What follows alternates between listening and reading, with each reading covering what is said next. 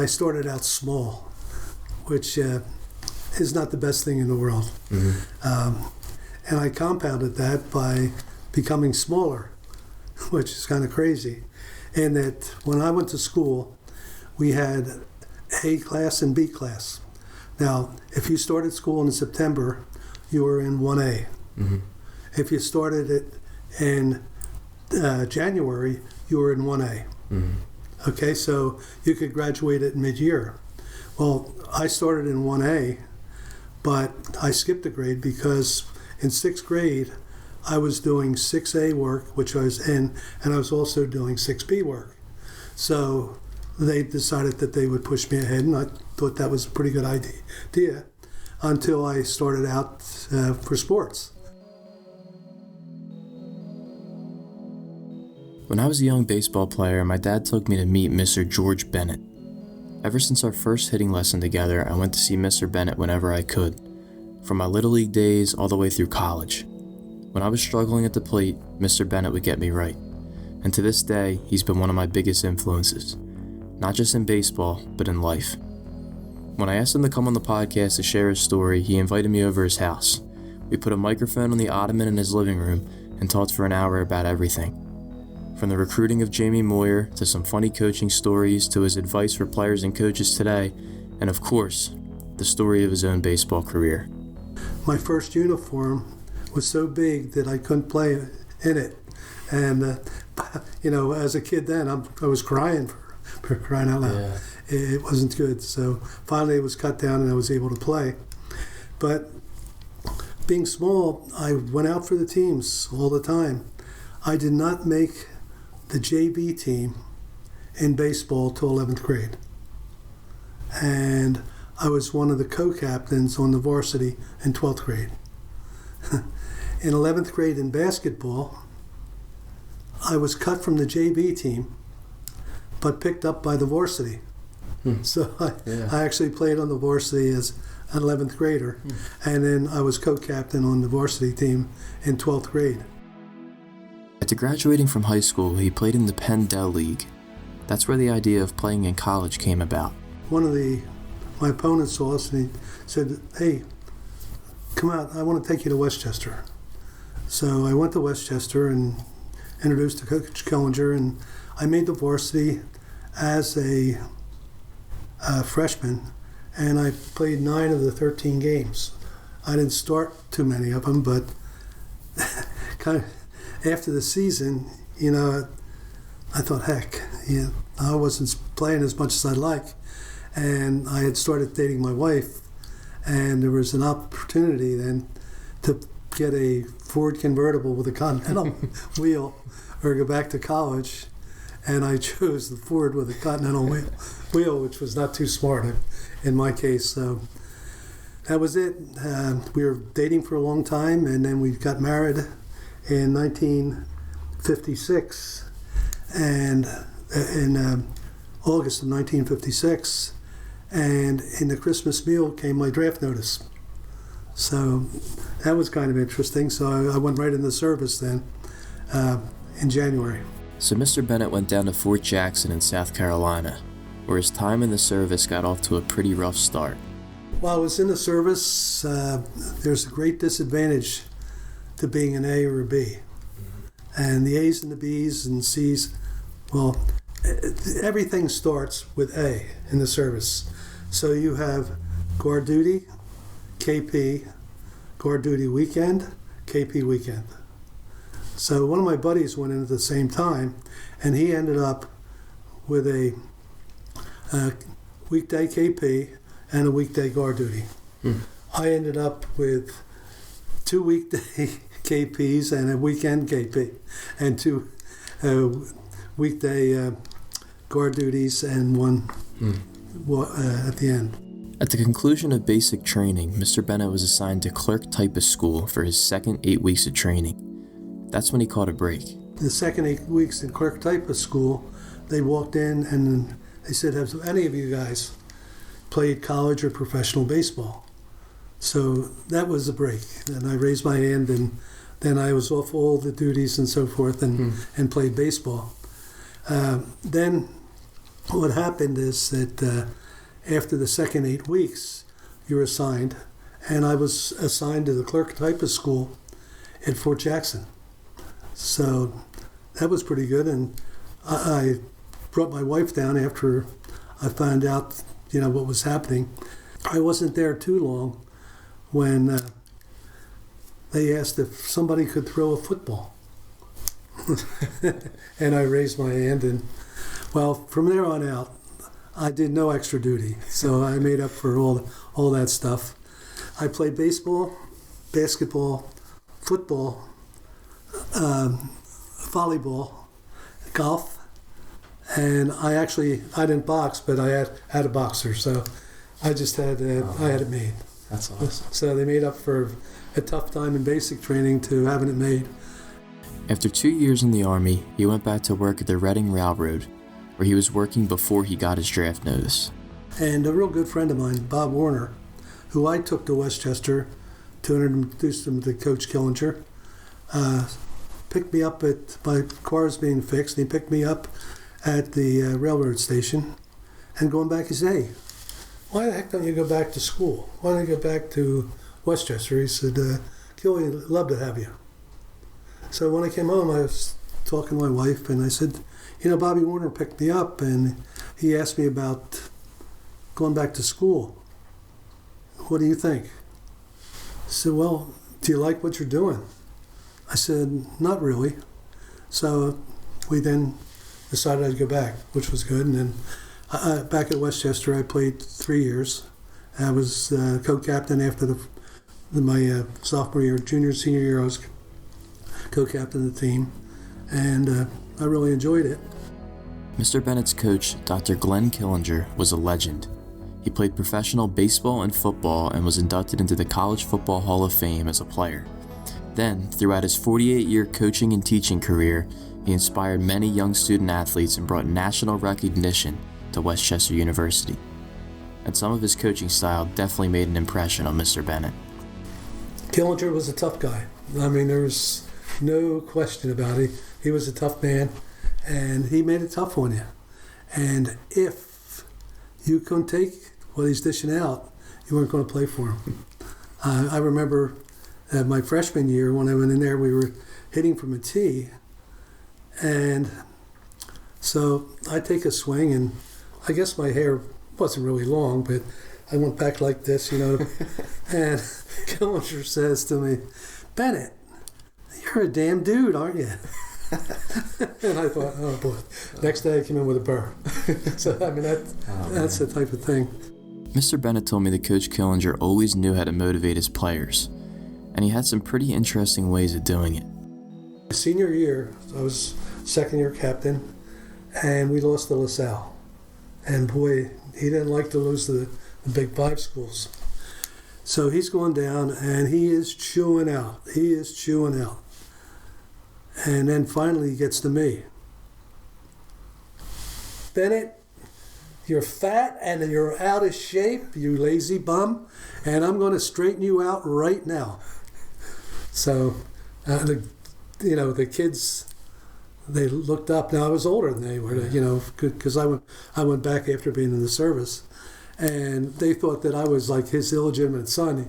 He liked me that much, but as it turned out, I'm out there, I'm fielding and, making plays. And all of a sudden, Killinger stands up and he's, "Time out." And he walks up and he was bow-legged as heck. And he's walking out like this, balls up his arm. And he said, "Bennett, I'm going to show you." Boom, first ball, playing second base, over toward the bag, backhanded it. And as I turned to throw, boom, it's in the other hole. Field it, about to throw, boom. And he was really tremendous when it came to using a fungo. Mm-hmm. And so finally, it got to a point where he's hitting towards second base, and I dove at the ball, and I didn't get it, and I'm laying on the ground. "Look at your captain, that lazy bum." look at that. And we won the next 13 games. Even after his college career was over, Mr. Bennett knew he could always rely on his coach for help. A football job came open at Upper Darby. Mm-hmm. Now, I had a job at an elementary school, but I wasn't really doing anything. And a good friend of mine, Ernie Oldenburg, who's the captain of the team, we were sitting in practicum one day, and this guy comes over to Ernie and said, Ernie, you going to take that Upper Darby job? They're going to force it on me if you don't. And he left and he said, George, come on. This guy's a jerk, man. He doesn't know crap. He said, go apply for the job. So I told Coach Hillinger he was going to apply for the job. He called the head coach, who was a little All-American for him at Westchester, and I got the job. So he recommended me, not because I played football, but because he thought I was, I guess, an intelligent athlete. But that was pretty interesting. During the summers, Mr. Bennett ran a baseball camp called Instructional Baseball, where he and a few other coaches helped young players develop their fundamentals and love for the game. It was around that time that he took over as the acting athletic director when the AD went on sabbatical. During that time, they were searching for a new basketball coach, and he was responsible for the hire. The guy's name was John Griffin, and John Griffin happened to be from Roxborough as well. So we became real good friends, and he was one of the captains at St. Joe University. And he came in and he really did a good job. And one day he comes in and says, hey, George. He said, the St. Joe job's open. He said, why don't you apply for it? And I said, come on, John, what are you kidding me? Well, I'm going to break down, the 10-year-old T-shirt team of my young son? No. He said, well, how about the camp that you ran? And I had the camp, instructional baseball. It was really good. We had a lot of people there. And how about your Legion? All these things that added up. And so I did apply, and I got the recommendation of Bill Winterly, who was a scout for the Dodgers, who signed Mike Scioscia. And then Speedy Morris, who is a renowned coach in the Catholic League, and also John. And I got the job, which was a shock. And while he was excited for the new opportunity, he also felt like he might be in over his head. I had to go in and ask the principal. I said, look, I have this job. I have the baseball job at St. Joe. Truthfully, I don't know if I can handle it or not because I've never done it.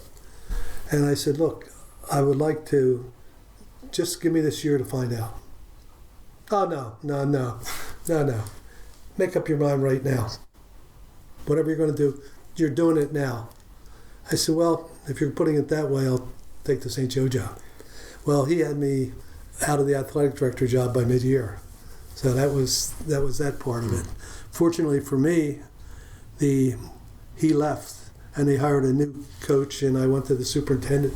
He said, I'm proud that you're able to do that. Coach Bennett's first recruit as a college baseball coach was a 17-year-old lefty from Souderton Area High School named Jamie Moyer. My camp was up in Hardeysville, and Jamie was from Souderton. And my first year, I didn't have any scholarships, so I couldn't do anything with him. But the second year I did. And so I went up to see him play, and I liked everything about him, to be honest with you. He pitched, he looked really like he was a 17-year-old kid, and he looked as solid as a major leaguer. I mean, he could really field, and he had really good stuff and so forth. And yeah, he really looked like something, and ran on and off the field. And I got him, and it's one of the oddest things in the world. I won't go into any names, but one of the coaches who was trying to recruit him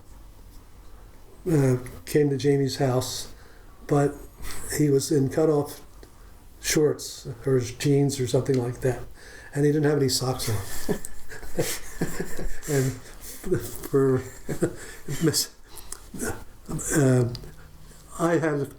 I took him to dinner, and I did have socks and so forth. And after all this was done, every time I see Mrs. Moyer, I raise my pants leg to show her I have socks. But I mean, to get a major leaguer for socks, that's pretty good.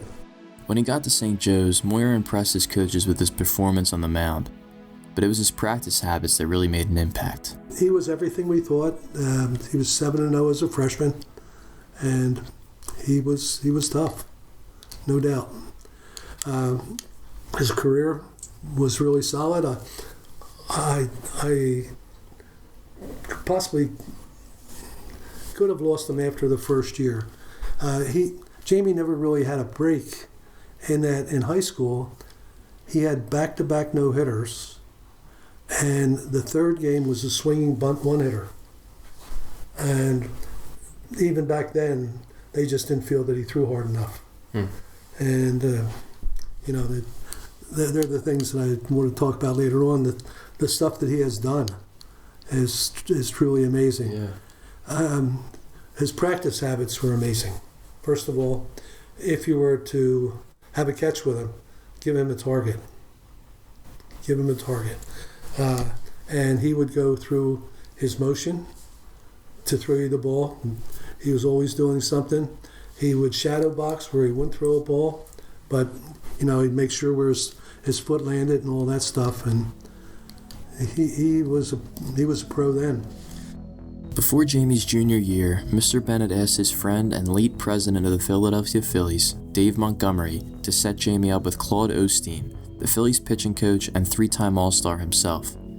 Needless to say, the time they spent working together really paid off. We went to Florida. Let's see, how did this work? He pitched Saturday, and he won 1-0. And then he pitched against Florida Southern on Wednesday, and he got squeezed. He walked the first three men, and they hit a grand slam. And I mean, it was horrible, the squeezing. They didn't score any more runs. Then he came back on Sunday and lost 1-0 on an error by the shortstop. So I got called in by the Billy Blitzer, who was a scout for the Cubs.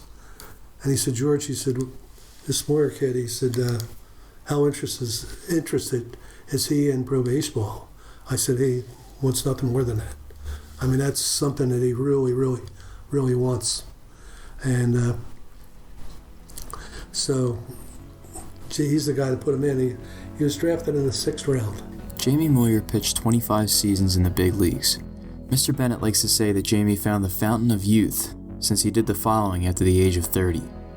He won 235 games before his retirement at age 49. He won 21 games at the age of 40, and at age 45, he won 16 games on the way to helping the Phillies win the 2008 World Series. Not bad for the first recruit Mr. Bennett ever brought in. And when Jamie was inducted into the Seattle Mariners Hall of Fame, he invited his college coach to join the party. It started out, he called up and he said, look, Coach, he said, I'd like to invite you and Betty and Mike Cooper and Sharon out to Seattle. And he said, I'm going in the Hall of Fame. I said, geez, Jamie, that's really nice of you. Be happy to go. Oh, and by the way, Seattle's picking up everything, which was good. So we go out there and they take us to one of the exclusive Hyatts out there. And we sign in, and the bellboy takes us up to the 9th floor. He says, Mr. Bennett, what are you doing here? I said, well, truthfully, I said, I'm a guest of the Seattle Mariners. I coached Jamie Moyer in college. So, oh, okay. So he leaves, and about 5 minutes later, there's a knock on the door.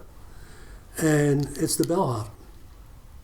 He said, Coach Bennett, anybody who coached Jamie Moyer doesn't believe on the 9th floor, I'm taking you up to the 20th. So that was pretty good. So, yeah, he did all right. One of the functions that he had was some of his guests and relatives and so forth, and he came late for it. And it wasn't a surprise. Where were you, James? He said, well, I was helping a couple young pitchers out, in Seattle, which was expected because he then did a videotape for me I was taking the team up to Cooperstown at that time to get in the tournament. And by the way, we did pretty well too. And that we finished 6th out of 104 teams. So that was a good thing. But that was impressive, to say the least. Now back to Mr. Bennett. He ran into a bit of a tough situation after Jamie got drafted. I'll be very honest with you as far as recruitment is going.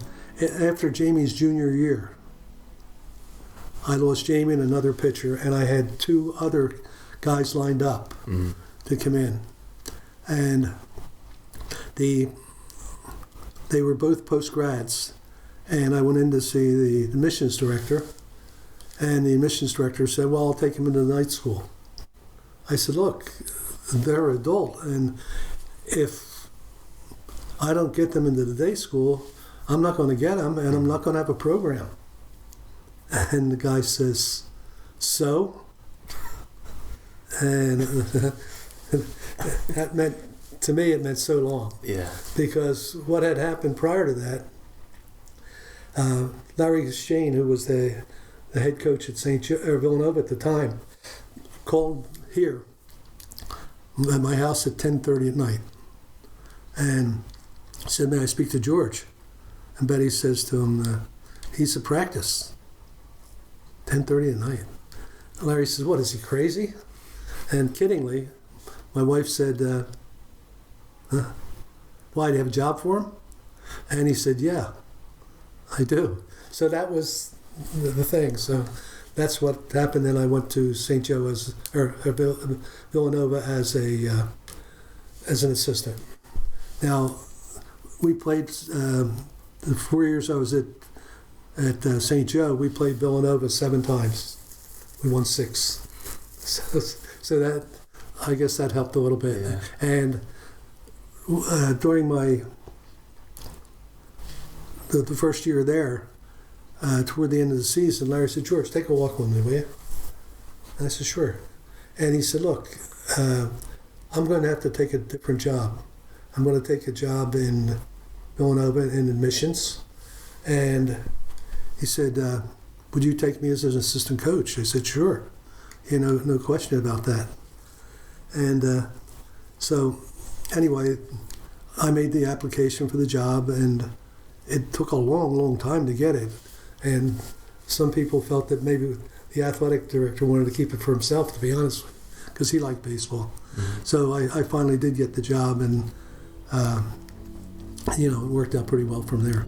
Mr. Bennett won over 500 games as a college coach, with a majority of them coming at Villanova from 1986 to 2001.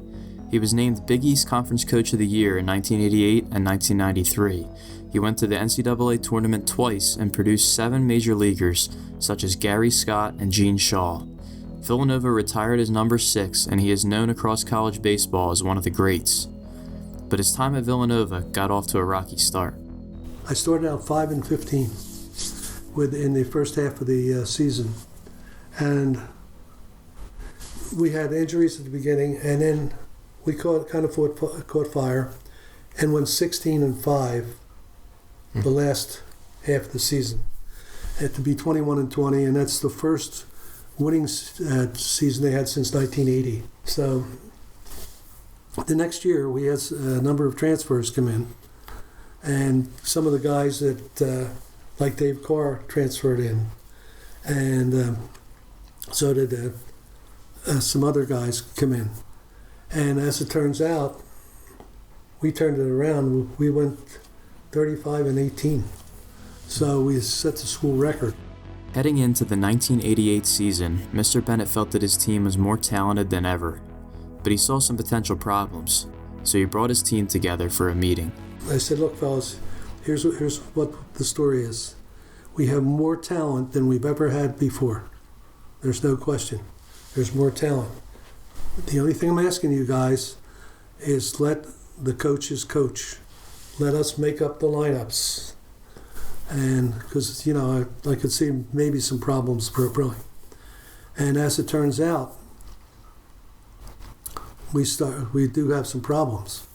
And there's a little messing around in the fall that I didn't like. And we go down south, and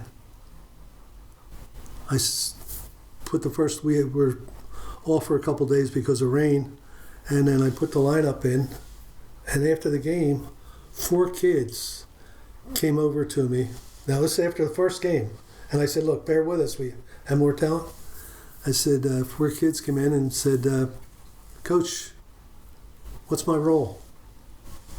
I said, oh my gosh. So as it turns out, we have some problems there. And finally I said, look, okay, this is what it's going to be. We're going to bet, we're going to do this. Left-handed pitcher will put this lineup, right-handed pitcher will put this. I didn't want to do that, but just to get them off my darn back. Well, we were as inconsistent as you could possibly be. In the Big East, 16-2. 16-2, and won in a landslide. No problem. Locally, we won about 1/3 of our games. We're getting beat locally. I mean, it's asinine, really. So we go up to the Big East tournament, and we're favored in the Big East tournament. Boom, boom. First 2 wins. Knock off St. John's, knock off Seton Hall. So we're feeling pretty good about ourselves. And then we get several days of rain. And we have some problems again. So as it turns out, when we get back, we lose 2 games to St. John's. And we're dead. We didn't get an at-large bid or anything like that. But everybody knows what the story was. We had no chemistry at all. The returning players realized their talent could only take them so far. They needed to click as a team to realize their true potential. With the help of 2 big recruits, Gene Schall and Mike Neal, they didn't have the same problems that plagued them the year before. And the other thing, Rafael Novoa was one great hitter as well as pitcher. And he realized that he wanted to be a pitcher, so these guys blended in. They should anyway, because Gene was player of the year as a freshman player of the year, and Mike hit about 390. So Gene made a freshman All-American and also third-team All-American. So, I mean, he did well, and then, of course, we tore up. Yeah. We ended up with a 42-13 record. And, we lost to Miami in the finals, and that was a very questionable situation down there. But that started us real well, and then the next year we get hit with injuries, and then the next year we win again. Yeah. So, but that was. We had 4 kids on the 4 of my players on that team made it to the major leagues. Since retiring from college coaching in 2001 and having his number retired at Villanova, a lot has changed in baseball. So I asked Mr. Bennett about his thoughts on the way the game is today. I'd have to adjust. I think that statistically, a lot of that stuff is good. Now, dating back now, when I first started coaching in 81 at the college level, they started, charting pitches for one thing, which was good. And then, of course, they set up the fielding charts, which really worked out pretty well. I don't know. From what I understand today, they're all concerned about the launch angle and these things. And back in my day, which was pretty simple, I liked the pitcher if I saw ugly swings by the hitter. I mean, that's one of the things which is, considerably different. Now, they have the velocity and all that kind of stuff. And when I was just leaving, then the, what the heck do you call them? Perfect game and all that stuff. That was just, just started showcases. Yeah. And, we saw some things. There's one kid, this kid throws 94 and everybody's going crazy about him. And one of my players says, Coach, he can't get anybody out in high school. Yeah. But they like that. I also asked him about what he would look for when he was out recruiting, and he shared an interesting story about first impressions. I think it's like there's some negative things that could kill, but now that's not always the smartest thing either. And I'll recount something that happened. I was over to look at a left-handed pitcher in Cherry Hill East. And at the end of the game, the coach says, well, what'd you think? I said, yeah, I like them. I'm interested. Well, how about my second baseman? No, I won't touch him with a 10-foot pole. He wouldn't what? Why? I said, he looks like he has an attitude. He's constantly throwing his head, and, you know, his body language is bad. And then the coach almost floored me by saying, well, would you tell him that? I thought, oh, I guess you get punched in the mouth. So I said, if you want me to, he said, here's my telephone number, have him give me a call. So kid calls, and I said, look, Cliff, I watched you play today. You're a very good player. There's no question about it. But I also told your coach that I wouldn't touch you with the 10-foot pole. And the reason I told him that is that you look like you're going to be a discipline pro. You throw your head and all, your body language is not good. So I wait for a second, and the kid says, Coach, if I come in red shirt, will you take me? I thought, holy crap. Woo! Yeah. If that's the case, I mean, I will. I mean, right there it said, hey, this kid's tough-minded, for sure. And he was. He made All Big East. And he was one of the best clutch hitters we ever had. I mean, and that started as a freshman. And so that impression you got of him was wrong. Right. And fortunately, the coach said that to me, but I could have walked away, just on that one impression. But, well, the other thing, too, like in recruiting, if you stuck me as a college coach, if you were the high school coach and you gave me a bad recommendation, a good recommendation about a bad kid, that was the end of you. I mean, I wouldn't do that. I mean, and I had one of those with a kid that was from a local kid, and I had one of his former players at St. Joe. And this kid was tough-minded, and I really loved the kid. And he said, oh, this guy's better than him. And he couldn't carry his jockstrap. I mean, he was lazy, and I said, wow, he can't make mistakes like that. Yeah. That's just wrong. Mr. Bennett also shared a pretty funny story about handling parents and shooting it straight. I was told you I was from Roxborough, and when we had the camp, we had college day. And we would invite the high school seniors and have the Big Five coaches come up on a different day. And there was a young boy named Chris Masella, who was from LaSalle. And he came up, and he was a nice player, but he was cocky as heck. I mean, he was cocky as heck. And he went to, I can't think of the name of the school down, but it was down south, and he wanted to transfer. So he comes up, and I met with his dad and him at McDonald's. And I said, Chris, a little cocky. And I said, yeah. I said, I knew you from being a little bit cocky there. And his dad said, hey, don't worry, you won't have to worry about him. I said, no, I don't think I will have to worry about him, but how about you? Because his dad really had a reputation of being tough to deal with. So he said, you won't have to worry about me at all. And that was the truth. And the kid played well for me. His dad was super parent. And, those things work out. I guess, I don't know if that's blunt or honest or, whatever. But, I think if you tell it straight, you can't get yourself into trouble.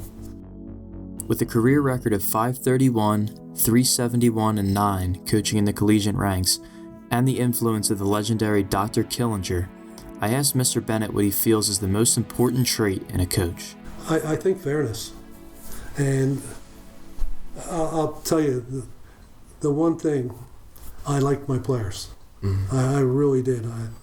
I mean, I would treat them, I wouldn't lie to them, I would treat them well. I'd tell them when they were wrong, and I'd congratulate them when they were right. That's for sure. Because we were ranked in 89 and 91 in the country. We were in the, I think, 19 and 89 and 25 and 91. Mm. And for a school that, our scholarships weren't the max. Yeah. And what our kids did was pretty different. One of the things that we did in order to make money to go to Florida was we swept after the basketball games. And I use the word we because I swept too. That's for sure. The field conditions wasn't always really good. Our field drained poorly in the outfield, very poorly in the outfield. So what we did was we dug holes in the outfield so that the water would pour into them. And believe it or not, we emptied it with the Dixie cups. And when Gene Schall and the guys talked to the guys from the big programs and all, they said, "You guys were nuts." But I mean, they really wanted to play, and so that's awesome. It was crazy. Mr. Bennett has put together a 556-page book titled Villanova Baseball History that he'll be giving out to some of his former players. The book includes stats, box scores, newspaper articles, and Mr. Bennett's own commentary, recalling every season he coached at Villanova in his legendary career. I asked him to reflect on what he's been able to accomplish, being able to do what he loves for a living, and about his advice for others hoping to do the same. You have to realize that there's going to be some setbacks, and you have to be willing to take care of that. That's for sure. But, when you look back, I'll tell you, there's a heck of a lot of memories, and they're worth it. They really are. I mean, you'll see a lot of the words, you'll see box scores and all there, but there's a lot of stuff that I wrote. And, I mean, it was easy because, I felt it. I believed exactly that. And, well, you talk about the one kid that was the All-American and the stuff that he's done. He includes me, the stuff he's sending out. He's been an exceptional high school coach. He really has been good. So, yeah. No, that's it. Actually, well, I took some risks with school. And, and you better have a good wife to would take care of that. That's for sure. But it certainly has been worth. We didn't make any money at all. They make a heck of a lot more now. But I would do the same thing again. That's for sure. I want to give a huge thanks to Mr. Bennett for allowing me to come into his home and ask him a bunch of questions.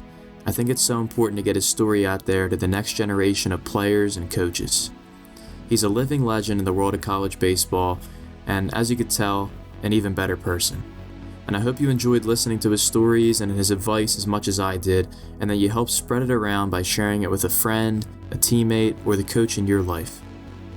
Thanks for tuning in, and always remember, Hustle and Motivate is presented by JokerMag.com, the home of the underdog.